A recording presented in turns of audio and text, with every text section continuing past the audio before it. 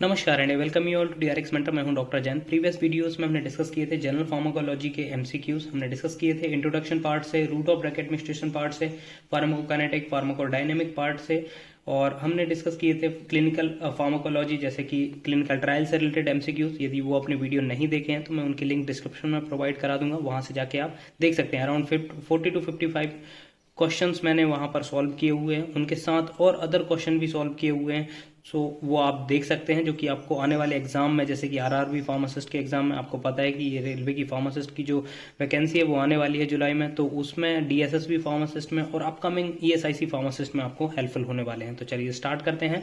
But उससे पहले मैं आपसे एक क्वेश्चन पूछूंगा जो कि नॉन टेक्निकल पार्ट्स है, क्योंकि आपको पता है कि रेलवे में 70 नंबर्स के टेक्निकल मतलब फार्मा के क्वेश्चन आते हैं, 30 नॉन फार्मा के क्वेश्चन आते हैं, जिनसे कि आपको पता है साइंस से रिलेटेड क्वेश्चन आते हैं, मैथमेटिक्स से आते हैं, रीजनिंग से आते हैं, जनरल नॉलेज से आते हैं। तो ये एक क्वेश्चन है sound can not travel in. Sound किस में ट्रेवल नहीं कर सकता है? आपके ऑप्शंस हैं A water, B air, C vacuum and D steel. तो इसका राइट आंसर आपको कमेंट करना है। तो चलिए स्टार्ट करते हैं। बट उससे पहले अपने चैनल को सब्सक्राइब नहीं किया है तो चैनल को सब्सक्राइब कर लीजिए, सो दैट आपको फार्मा रिलेटेड जो भी इंपॉर्टेंट इन्फॉर्मेशन है वो मिलती रहे। तो चलिए स्टार्ट करते हैं। पहला क्वेश्चन है एंटीडोट फॉर एट्रोपिन पॉइजनिंग। ये ऑलरेडी मैं डिस्कस कर चुका हूँ एक वीडियो में। मैंने जितने भी इंपॉर्टेंट एंटीडोट हैं उनके बारे में एक लिस्ट आउट की थी, जो कि आप देख सकते हैं। मैंने पहले बना चुका हूं वीडियो, तो आपको आंसर बताना है इसका। Neostigmine, pralidoxime, physostigmine, none of the above. इसका राइट आंसर है फाइसोस्टिगमिन। मैंने आपको एंटीडोट के लिस्ट बताए थे, यदि आपको नहीं देखे हैं तो वो भी लिंक मैं आपको डिस्क्रिप्शन में प्रोवाइड करा दूंगा। सबसे पहले एंटीडोट क्या होता है? आपको पता है कि कोई भी जब पॉइजनिंग होती है तो उसको ठीक करने के लिए या फिर हम किलिटिंग एजेंट देते हैं, या फिर उसके जो भी सिम्टम्स होते हैं उसको सिम्टम्स को एबोलिश करने के लिए कोई काउंटर मेडिसिन देते हैं, तो उसको बोलते हैं एंटीडोट। तो एंटीडोट में सबसे पहले हमें देखना होता है कि जो भी पर्टिकुलर पॉइजनिंग हुई है उसमें कौन कौन से सिम्टम्स हमें दिखाई दे रहे हैं। तो एट्रोपिन के केस में आप देख सकते हैं overdose can lead to the increase anti muscarinic side effect of dilated pupils, warms, dry skin, tachycardia, tremor, ataxia, delirium and coma. तो इस टाइप के साइड इफेक्ट्स जनरली ऑब्जर्व होते हैं। तो उनको ठीक करने के लिए जनरली फाइसोस्टिगमिन दी जाती है। फाइसोस्टिगमिन एक एंटीडोट होता है एट्रोपिन का। By slow intravenous injection 1 to 4 mg तक दिया जाता है। ठीक है, तो ये आपको याद रखना है। जनरली ये पूछा नहीं जाता है, बस जस्ट यही पूछा जाता है कि antidote of atropine. Next question है which of the following drug inhibit the acetyl choline synthesis? Neomycin option है, vesamicol, botulinum toxins and atropine. तो इसका राइट आंसर है वेसामिकोल। ठीक है, नियोमाइसिन आप एक एंटीबायोटिक है आपकी, बोटुलियम टॉक्सिन इनहिबिट करता है रिलीज को, एट्रोपिन एक ब्लॉकर होता है। ठीक है, तो ये आप देख सकते हैं सिंथेसिस पूरी की पूरी। जैसे सबसे पहले एसिटाइल और कोलिन ग्रुप जब बाइंड होते हैं तो एसिटाइल कोलिन फॉर्मेशन होता है। तो ये कोलिन जो ग्रुप होता है आपका अपटेक होता है कोलिन रिसेप्टर से। ठीक है, जो कोलिन रिसेप्टर से अपटेक होने के बाद फिर एसिटाइल कोलिन ट्रांसफरेज, यहाँ पे कोलिन ट्रांसफरेज एक एंजाइम वर्क करता है जो फॉर्म करता है एसिटाइल कोलिन। देन जो सिंथेसाइज्ड एसिटाइल कोलिन होता है इसको ट्रांसफर किया जाता है साइनेप्टिक वेसिकल्स में थ्रू द ट्रांसपोर्टर, एक यहाँ पे इन्वॉल्व होता है। इस ट्रांसपोर्टर को इनहिबिट करता है वेसामिकोल। तो आपको याद रखना है कि जो स्टोरेज को इनहिबिट करता है वो कौन सी ड्रग होती है? तो वेसामिकोल होती है। और जो अपटेक को इनहिबिट करती है तो यहाँ पर आप देख सकते हैं हेमिकोलोनियम, ये हेमिकोलिनियम होती है ड्रग जो कि कोलिन अपटेक को इनहिबिट करती है। और बोटुलियम जो टॉक्सिन होता है वो रिलीज को आपको इनहिबिट करता है। तो आपको याद रखना है कि जो रिलीज को इनहिबिट करे। एक और चीज होती है यहाँ पर ब्लैक विडो स्पाइडर टॉक्सिन, जो कि इंक्रीज करता है, induce massive release and depletion from synaptic vesicles. तो आपको 4 ड्रग याद रखना है। हेमिकोलोनियम जो कि जनरली आपके अपटेक को इनहिबिट करती है, वेसामिकोल होता है, वेसामिकोल जो ट्रांसपोर्ट होती है, ट्रांसपोर्टर के थ्रू साइनेप्टिक वेसिकल में स्टोर होती है, उसको इनहिबिट करती है। थर्ड जो ड्रग है बोटुलियम टॉक्सिन, वो रिलीज को इनहिबिट करती है, जो इससे रिलीज होती है। और फोर्थ जो ब्लैक विडो स्पाइडर होती है वो मैसिव रिलीज कराती है। तो ये 4 में से आपके क्वेश्चन बन सकते हैं। नेक्स्ट है darifenacin is a M1 antagonist, M2 antagonist, M3 agonist, M3 antagonist. तो इसका राइट आंसर है M3 एंटागोनिस्ट। ये आपने केडीटी में पढ़ा होगा, जहां पर M1 M2 M3 रिसेप्टर्स होते हैं, उनके एगोनिस्ट एंटागोनिस्ट दोनों ही डिस्क्राइब किए गए। जनरली इनसे क्वेश्चन भी बनते हैं, इनके लोकेशन से भी क्वेश्चन बनते हैं कि M1 रिसेप्टर्स कहाँ पे होता है, M2 रिसेप्टर्स कहाँ होता है, M3 रिसेप्टर्स कहाँ होता है। तो ये देखिए आप M1 रिसेप्टर्स होते हैं वो होते हैं आपके autonomic ganglia, gastric gland, CNS में होते हैं। ठीक है, सेकेंड होता है आपका हार्ट में होता है, और थर्ड आपका होता है जैसे सीलियर मसल्स हो गए, विसरल स्मूथ मसल्स हो गए, एक्सोक्राइन ग्लैंड्स हो गई, वेस्कुलर एंडोथेलियम हो गए। तो इसको आप ऐसे याद रख सकते हैं कि जैसे पहले भरपेट खाना खाओ तो जो गैस्ट्रिक ग्लैंड्स में हो गई, सेकंड फिर दिल लगाओ, दिल मतलब हार्ट में आपके जो रिसेप्टर्स होते हैं वो थर्ड, फिर बाकी सब काम, तो बाकी जितनी भी जगह पे होती हैं तो वो आपकी होती हैं M3 रिसेप्टर्स। तो ये आपको याद रखना है। नेक्स्ट क्वेश्चन है, यहाँ पर और देख लेते हैं एगोनिस्ट और एंटागोनिस्ट। जनरली एंटागोनिस्ट से यहाँ पे पूछा जाता है कि इनका एंटागोनिस्ट कौन कौन से होते हैं। तो M1 के होते हैं पायरेंजेपिन, टेलिनजेपिन, और M2 रिसेप्टर्स के होते हैं मैथोट्रामाइन और ट्रिप्ट्रामाइन,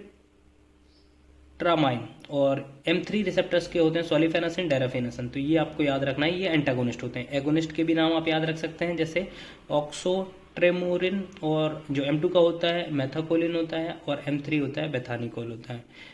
तो ये आपको याद रखना है, जनरली पूछे जाते हैं एगोनिस्ट एंटागोनिस्ट से रिलेटेड। बाकी यहाँ पर और कोई इतना मेन क्वेश्चन बनता नहीं है। ठीक है, नेक्स्ट क्वेश्चन है एंटीडोट फॉर ऑर्गेनोफॉस्फोरस पॉइजनिंग। तो इसमें से कौन सा ऑर्गेनोफॉस्फोरस पॉइजनिंग में यूज किया जाता है। Physostigmine, प्रालिडोक्सिम, neostigmine, टूबोकोरोनियम। तो इसका राइट आंसर है प्रालिडोक्सिम। ये आपको पता है, मैं ऑलरेडी डिस्कस भी कर चुका हूँ। नेक्स्ट क्वेश्चन है drug of choice in the motion sickness. Motion sickness क्या होती है कि जब हम ट्रैवलिंग करते हैं तब उस टाइम पे जो वोमिटिंग होती है तो उस कंडीशन को क्या कहते हैं, मोशन सिकनेस कहते हैं। आपके एग्जाम्पल हैं कौन सी ड्रग इसमें यूज की जाती है, एट्रोपिन, स्कोपोलामाइन, कार्बामाजेपिन, मेटक्लोप्रामाइन। तो इसका राइट आंसर है स्कोपोलामाइन, जनरली प्रेफर की जाती है।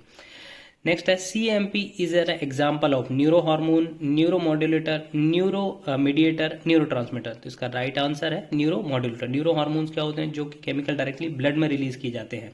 ठीक है, न्यूरो मॉड्यूलेटर होते हैं सब्सटेंस जो कि आपके नर्व इम्पल्स को चेंज कर देते हैं। थर्ड होते हैं न्यूरो ट्रांसमीटर और न्यूरो मीडिएटर्स, जो कि रिलीज होते हैं और एक न्यूरॉन्स के बिटवीन मैसेजिंग होती है, मैसेज होते हैं, उनको कम्युनिकेट करते हैं। तो उनको क्या बोलते हैं, न्यूरो ट्रांसमीटर या न्यूरो मीडिएटर्स। नेक्स्ट है substance secreted into the blood bye neuron is neuro hormone, neuro modulator, neuro mediator, neuro transmitter. इसका राइट आंसर है, मैंने आपको अभी बताया था, न्यूरो हार्मोन। तो जैसे कि डोपामाइन वगैरह हो गए आपके रिलीज होते हैं।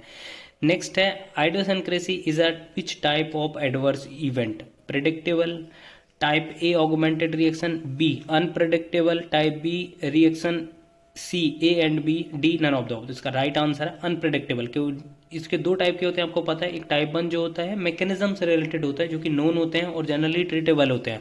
बट अनप्रेडिक्टेबल जो होते हैं वो जनरली वेरी करते हैं, क्योंकि जो भी ससेप्टेबल होते हैं, हाइपर सेंसिटिव पर्सन होते हैं, उनमें ये जनरली देखे जाते हैं। तो उनको उसको बोलते हैं आइडियोसिनक्रेसी।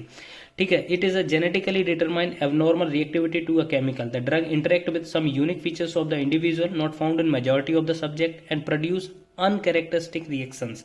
जैसे कि barbiturate causes excitement and mental confusion in some individual. जैसे कि बार्बिचुरेट्स का जो वैसे भी मैकेनिज्म होता है या इफेक्ट होता है वो सप्रेसेंट होता है। ठीक है, CNS डिप्रेसेंट होता है, और यहाँ पे क्या बता रही है, एक्साइटमेंट होता है। तो ये बहुत कम लोगों में देखा जाता है। स्ट्रेप्टोमाइसिन हो गई, deafness with single dose.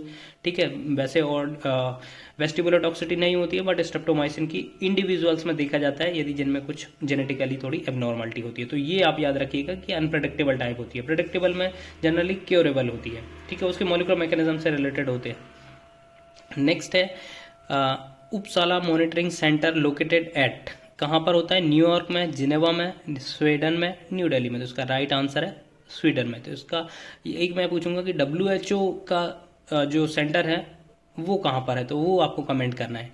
Next है नारंजो एल्गोरिदम इज यूज टू असिस। अब यहाँ पर देखिए, आपने फार्माकोविजिलेंस के बारे में पढ़ा होगा, तो कुछ एल्गोरिदम्स होते हैं, उनके बारे में पूछा जाता है कि जो नारंजो एल्गोरिदम है वो किस चीज़ को असेस करने के लिए यूज किया जाता है। आपके ऑप्शंस है causality assessment, disease assessment, severity grading and mutagenicity. तो इसका राइट आंसर है कैजुअलिटी असेसमेंट। ये आपको याद रखना है। एक और वो होती है एल्गोरिदम होती है, जो कि होती है यहाँ पर आप देख सकते हैं हार्टविग स्केल होता है, जो कि सीवियरिटी ग्रेडिंग के लिए यूज किया जाता है। ये दो ही है, आपको याद रखना है। नारंजो एल्गोरिदम जनरली कैजुअलिटी असेसमेंट के लिए किया जाता है, और जो हार्टविग स्केल होता है वो सीवियरिटी ग्रेडिंग के लिए जनरली यूज किया जाता है। नेक्स्ट क्वेश्चन है delayed hypersensitivity is also known as. Delayed hypersensitivity को क्या बोलते हैं, type 1, type 2, type 3 and type 4। तो इसका राइट आंसर है टाइप 4। यहाँ पर आप देख सकते हैं जो type 1, type 2, type 3, type 4 type की हाइपर सेंसिटिव रिएक्शन होती है। जनरली इनको दो कैटेगरी में डिवाइड किया गया है, एक ह्यूमोरल टाइप और एक सेलुलर टाइप। तो सेलुलर टाइप में सिर्फ 4 टाइप की आती है, ये आपको याद रखना है, और ये डिलेड होती है। इसका फेमस एग्जांपल होता है SJS, स्टीवन जॉनसन सिंड्रोम, क्योंकि ये बहुत वीक लग जाते हैं डेवलप होने में। जैसे टाइप 1 होती है, यहाँ से दो ही टाइप के क्वेश्चन बनते हैं, जो टाइप 1 से और टाइप 4 से। टाइप 1 होती है वो इंस्टेंट होती है, जैसे एनाफाइलैक्टिक शॉक्स होते हैं, इसमें IgE एंटीबॉडी इन्वॉल्व होती है। ये क्वेश्चन बनता है कि टाइप 1 जो टाइप की हाइपर सेंसिटिव रिएक्शन होती है उनमें कौन सी एंटीबॉडी इन्वॉल्व होती है, तो वो IgE होती है। और एनाफाइलेक्सिस भी इसमें, एनाफाइलेक्सिस टाइप का जो मतलब यदि कोई एग्जाम्पल पूछा जाए तो वो एनाफाइलेक्सिस होता है टाइप 1 का। तो ये आप दो चीज याद रखिएगा, टाइप 1 और टाइप 4 का। टाइप 1 होती है आपकी ह्यूमरल टाइप और टाइप 4 होती है सेलुलर मीडिएटेड, ठीक है, तो ये आपको याद रखना है। नेक्स्ट है IgE antibody produce in which type of allergic reaction, type 1, type 2, type 3 and type 4। तो इसका राइट आंसर है टाइप 1। नेक्स्ट क्वेश्चन है फोकोमेलिया, आपने पढ़ा होगा इसके बारे में कई बार, is an adverse effect of amidopyrine, isoniazid, thalidomide, nialamide. तो इसका राइट आंसर है थालिडोमाइड। एक बहुत बड़ा डिजास्टर हुआ था थालिडोमाइड, तो आपको बताना है कमेंट करके थालिडोमाइड किसके लिए यूज किया जाता है। Next, risk category A of drug during pregnancy indicated. तो इसमें कौन सी जो कैटेगरी है वो इंडिकेटेड करती है, कैटेगरी ए में आपके ऑप्शन है कॉन्ट्रा इंडिकेटेड, नो रिस्क। जो कैटेगरी ए है उसके बारे में बताना है कि उसमें क्या मेंशन होता है, contraindicated, no risk, no evidence of risk in humans, none of the. इसका राइट आंसर है नो रिस्क। आपने ये ग्रेडिंग के बारे में पढ़ा होगा जिसमें कैटेगरी है, category A, B, C, D और एक्स तक इसको कैटेगराइज किया गया है। ए मतलब होता है कि नो रिस्क, कोई जो मेडिसिन आपको कोई भी हार्म नहीं कर सकती, जैसे कि मैग्नीशियम सल्फेट प्रेगनेंसी के केस में थायरोक्सिन हो गया। लेकिन जो एक्स होती हैं ड्रग वो कॉन्ट्रा इंडिकेटेड होती हैं, ठीक है। Studies in human animal human have demonstrated foetal abnormalities potential risk clearly outweigh possible benefit, ठीक है।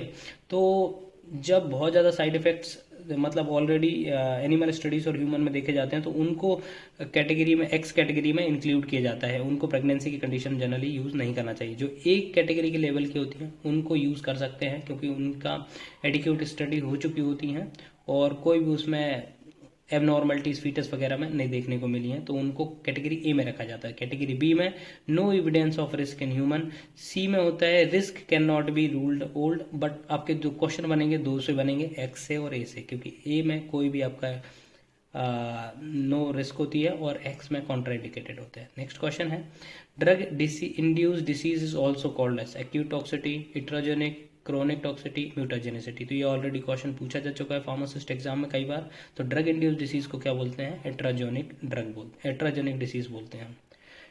आई होप ये इन्फॉर्मेशन आपको अच्छी लगी होगी।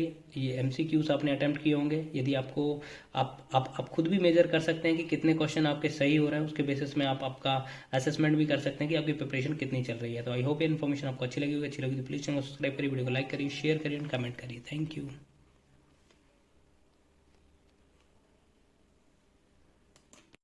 नमस्कार।